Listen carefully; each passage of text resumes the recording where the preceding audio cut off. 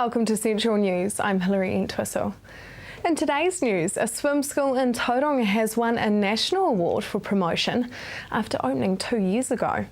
Judea-based Liz Van Wally Swim School was awarded the National Swim School Promotion Award for swim schools with 1,000 pupils and under at the 2013 New Zealand Swim Coaches and Teachers Conference in Queenstown last month.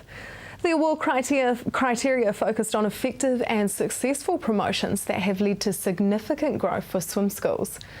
Liz Van Wally says they have focused on promotion with car stickers and merchandise. We've done heaps and heaps, it included things right from our uniform, our instructors' uniform, our Facebook. We've got a really interactive Facebook page, website. We keep that really well up to date. I've got a car that's logoed with our swim school things on it. We give away free swim bags to all of our customers, so that's got our branding on it, of course, so when they go out into the community, use their swim bags at schools and so on, people sort of learn about us a bit more. Western Bay of Plenty farmers are being warned to seek appropriate treatment for their animals after a farmer has been fined for breaching the Animal Welfare Act.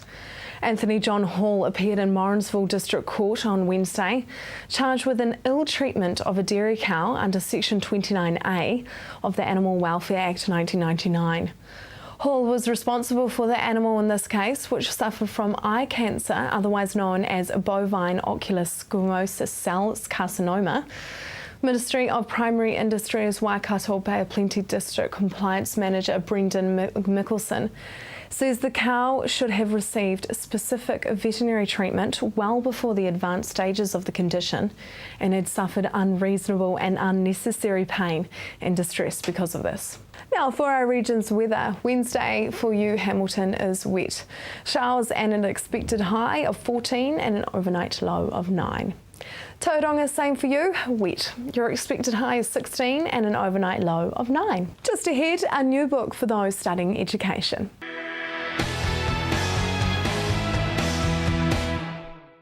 Welcome to Central News on TV Central. 3 University of Waikato academics have recently released a book to help teachers achieve a creative method of teaching while remaining within the ministry demands. I found out more. So first of all, tell us about the book that you've released. Well, we're really excited about this book because it offers something that's important for teachers, for parents and for students themselves. I mean, number one, it focuses on the big ideas in learning. So anything that we study, I think, is more compelling when it's around a big idea or a major problem that people find of interest. So rather than a whole list of prescriptive, low-level skills that people might need to know, this focuses on big ideas first, and that draws the learner in. It's much more engaging, and then the skills are then taught alongside that as needed, rather than the skills being kind of the paramount aspect. It also positions young people as competent and capable. We use an approach called curriculum integration, which is about not trying to cover all aspects of the curriculum at a superficial level, but in fact plumbing a few areas in depth. And that comes from when you're really engaged in looking at a major problem or a major issue, whether that's bullying in the playground or whether it's trying to support a community that's being decimated by a tsunami in Samoa, which one of the classes in this book does. Really this amazing fundraising project which actually helped rebuild a school that was completely levelled by the tsunami in Samoa. So there's a number of examples in this book that are really encouraging, and what we see in here is teaching at its best, and we see deep level learning, because in curriculum integration the idea is not that you try and cover all the curriculum but look at a few areas in depth.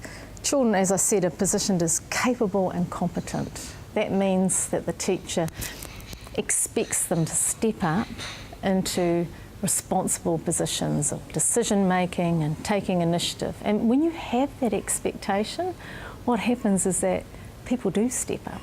They do tend to take responsibility.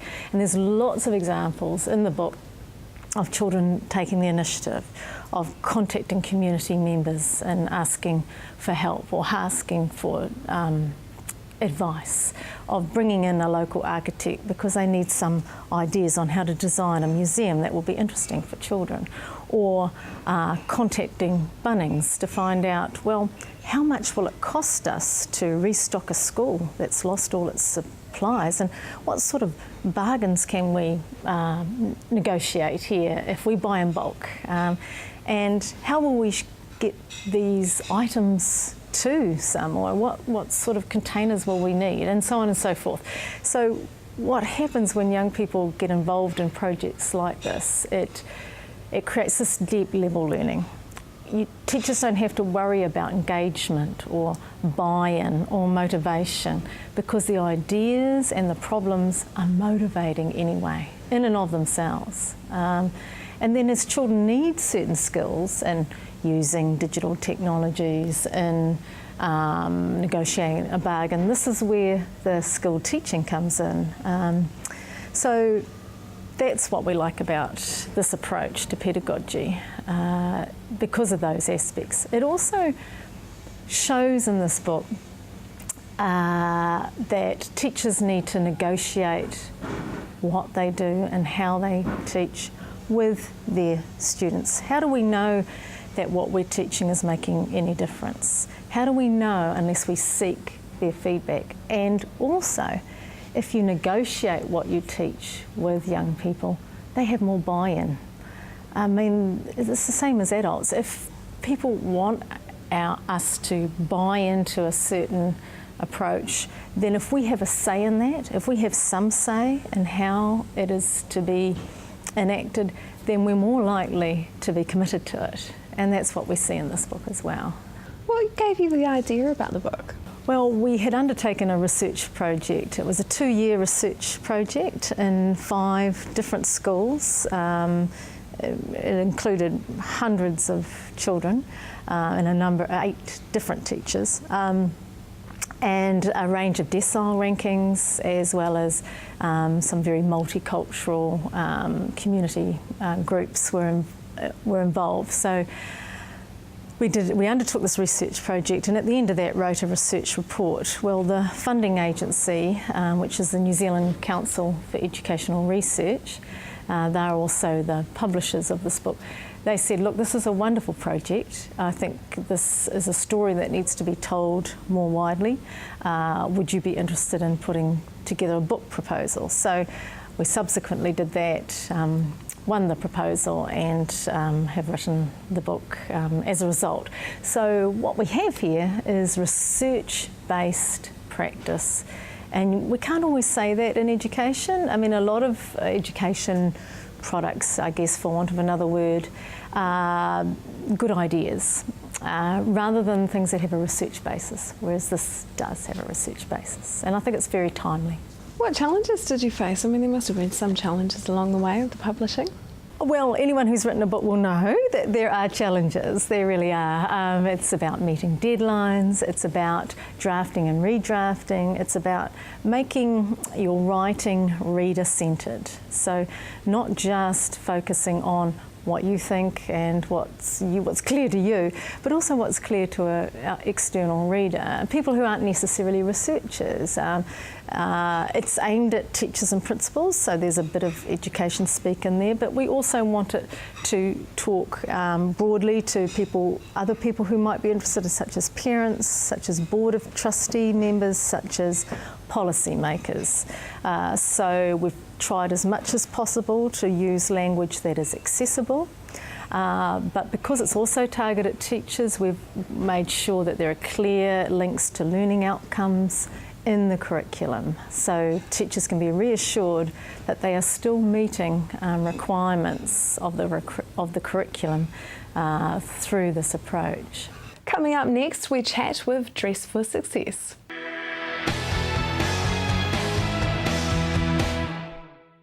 Welcome back. Cocktails by Candlelight is Dress for Success's major fundraising event for the year. Amy spoke with Dress for Success Hamilton about the event. Hi KM, now welcome to the studio. Thank you. Can you tell me what is Dress for Success? Well, at Dress for Success Hamilton, we're a not-for-profit organisation and we help women in need. So we help women in need who want to get back into the workforce. And we do that in 3 different ways. First of all, we do that by giving them professional clothes. And when I say clothes, it's not just the clothes, it's the shoes and the handbag and the costume jewellery and everything else as well. So even down to the bra, because basically if your girls are rounded up and looking good, then the clothes hang nicely. So that's all good. So first of all, there's the clothes. That's the first part. The second part that we do at Dress for Success, the second part of our program, is our Careers Centre. And at our Careers Centre, we run workshops every Friday, and these are for clients who are job searching. Now, they come into our workshops, we call them Coffee and Careers. So we basically give them a cup of coffee, and through these workshops, they're workshopping on how to write up their CVs, how to write up cover letters. We also do mock interviews with them, so job interview techniques and how to cope with job interviews. And also at the Careers Centre, once a month, the workshop is on image and presentation in the workshop. So how you should have your hair, how you should have your makeup, that sort of thing, what looks good. Basically the golden rule is if I can see down it, up it or through it, I'm not going to give you the job.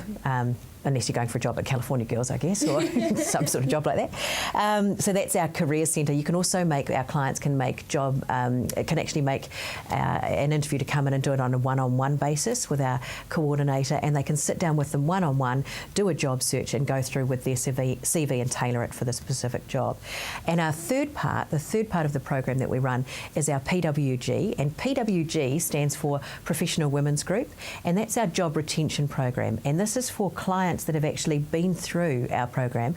They've been dressed by us, they've maybe used our Career Centre, and then they've been successful in obtaining a job. Now for these clients, the transition to work can be quite difficult. It's a big change. So this is a network of support that we build around them through their peers who are going through the same changes.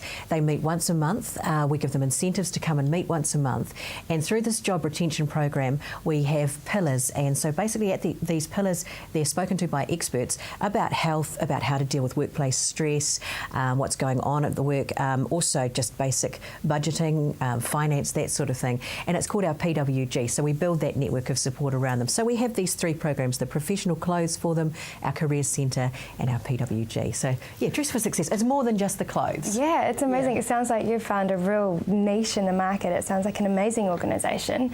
So tell me a bit about your upcoming event, Cocktails by Candlelight. Well, because we're a not-for-profit, we don't get any government funding, so all the money that we get has to come from other sources. We have some amazing funding partners, people like Lotteries and Davy Bryant Trust, the Gallaghers, Hamilton City Council. So there are a lot of wonderful funding partners. And then we do events like Cocktails by Candlelight, which is where we ask the public for money. So Cocktails by Candlelight is coming up on Thursday night, this Thursday night.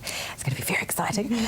Basically, we are running an interactive cocktail making performance. So as you walk in the door, we have a goodie bag for you. So $65 is how much it costs. For your $65, you get bubbles, beer and cocktails all night, plus a supper, a continuous supper, and you get your goodie bag. Now in the goodie bag, all these businesses have been amazing, probably about $40 worth of stuff in the goodie bag, all sorts of bits and pieces in the goodie bag that you'll get to take away. And we also have an auction running through the night as well. Lion have donated all their product for free, so we've got all that. That's why you can get your bubbles and your beer and your cocktails. We have an auction running as well, and you can actually pick up things like a mystery weekend for 2 to Australia. So I don't know what you'll pay for that. That'll just be on the night. That's thanks to Flight Centre in Te Awamutu, Hamilton and Hamilton East. We've got jewellery from Goldsmiths Gallery. That's a beautiful diamond tennis bracelet. So that's really nice. We've got tickets to the live recording of 7 Days. So that's pretty cool. Chiefs fan pack, all sorts of other bits and pieces. That's part of the auction. So yeah, it's going to be a really fun night, and tickets for that, like I say, $65, and you'll get everything once you arrive there. And all you do is phone me on 839 1147. Wow, and anyone can come along to that one? Anyone can. Well, you have to be 18 plus. Okay. Although there's going to be non-alcoholic drinks there as well. So 839 1147. Wonderful. So heading back to Dress for Success, what can women expect when they come to you? I think the biggest thing that we try and do at Dress for Success, and this was probably from our founder, Nancy Loveland, she was the one that founded it, and she has this wonderful quote that says 25% of what we do at Dress for Success is about the clothes and 75% is about confidence. And really that's what we're all about. It's the gift of confidence. So these women come to us and the clothes and the makeup, the hair, whatever, that's all window dressings. I mean, really, it's what's inside that counts. Anyone who's watched a Disney film or watched a TV show knows that that's the thing. But in the real world, first impressions do count, especially when it comes to job interviews. So it's how you present yourself. And when you come to a job interview, it's not necessarily how you look, but it's that confidence from the inside that's going to help with how you present yourself. So it's the gift of confidence, and when we dress women, we allow an hour for it. So during that hour, these clients are being pampered. It's almost like the Pretty Woman thing. So they come into our boutique, there's a chair there, and they'll usually have a support person. They're going in and out. Our volunteer dressers are telling them how wonderful they look. For a lot of these clients, they've been at home with kids and been spending their whole time looking after other people. So this is an hour where someone's looking after them for a change and pampering them. And just to have that hour, you know, you see clients walk in and they've got their shoulders rounded and their heads down and they've got no self-esteem. And when they walk out of our offices, they've got their, you know, shoulders back, their heads are up, they're 10 foot tall and bulletproof. You know, they're going to get that job because they feel fabulous. Oh, it sounds like you've got an absolutely amazing organisation going on there. So thank you very much for coming in today and all the best with the event. Thank you. Visit dressforsuccess.org.nz to find out about the event. After the break, we find out what is happening with the building industry in the Bay.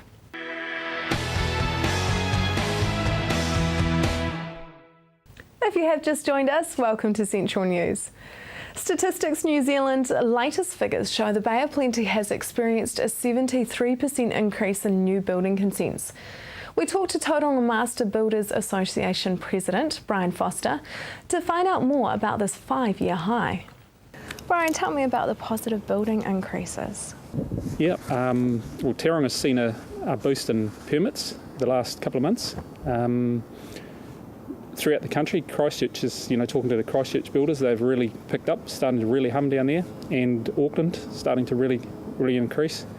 Tauranga's just sort of following along behind everyone else, and it's good to see. Permits boosted up, which is a lot more work for us. Building consents have climbed from 69 to 106 last month. Why do you think that there has been such a difference in the building consents? I think you've had a boost in building confidence and business confidence. People who have been holding off have decided they're going to jump in there, right, let's do it. Interest rates are still low, which is obviously helping. What else? Section prices have come down a wee bit in some places, with developers meeting the market a wee bit. Are people building brand new houses, or is it more the consents for alterations? Yeah, both I would say. The new building guys, the group builders are really busy in Tauranga, which is good. They haven't been for the last couple of years. They've been really quiet, you know, sort of doing half their volumes in the past, but seem to have really picked up. And plus my side of it, the alterations and the additions, there seems to be quite a lot of that's happening now, which is good, that sort of thing. Where seem to be the most popular locations that people are trying to build in the Bay? I guess this area through Matua, Otamotai, the Mount particularly for alterations. New housing would be Papamoa, Bethlehem, the lakes out at Tauriko. It's quite big areas of new development with subdivisions and lots of new housing going in there. Yeah. What are some of the things that you think attract people to build in the Bay? I guess it's the lifestyle of the Bay. I mean, you can see we're right by the water, easy access for all the water sports, fishing, diving, surfing particularly, the Mount.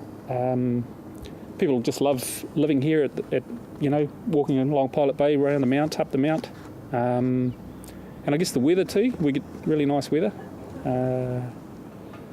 And I think actually one of the major things is the traffic too. You know, like 5-minute traffic jams compared to Auckland. You have been in the building industry for quite a long time. What has been some of the most difficult times for the building community? I think the most difficult thing's been seeing the job losses. We've had 3 of the suppliers have shut branches, so obviously a lot of job losses with the suppliers, and then with the tradesmen as well. Some of the guys have probably gone to Christchurch or even Australia. Some of them have just struggled on, you know, making no money and just waiting for it to pick up. Who were those suppliers? Well, I know Carter's, Placemakers and ITM have all shut branches in the last couple of years. Yeah, so basically the big 3 here.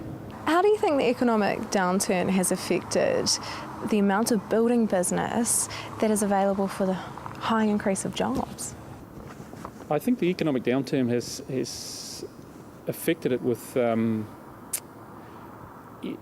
because we've had such a quiet period for about 3 years. It's lost so many guys, lost so many workers, and now suddenly it's come back on again. So all the guys are scrambling, looking for workers, looking for people to fill these positions.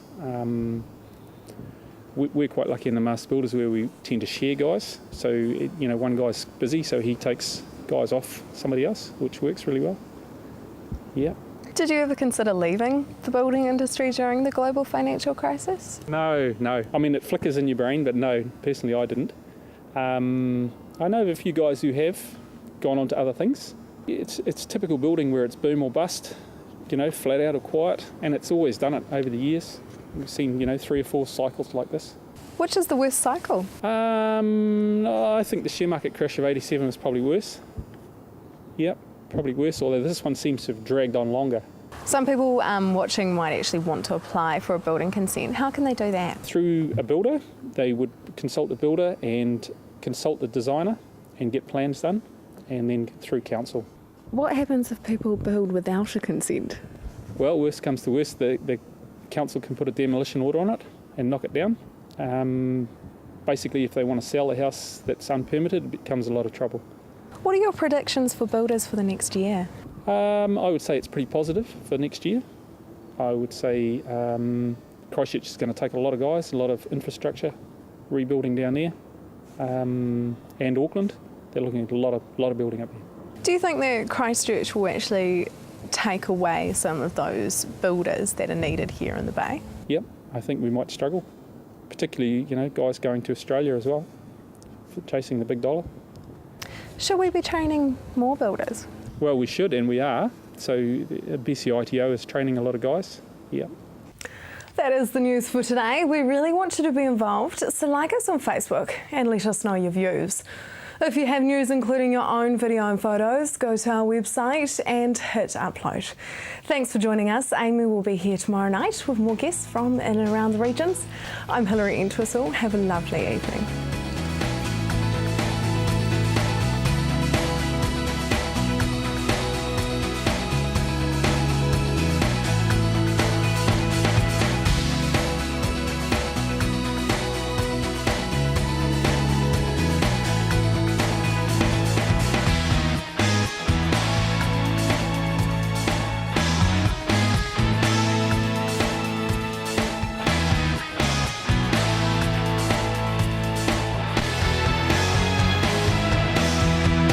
This has been an Alpha Media production, a division of Television Media Group.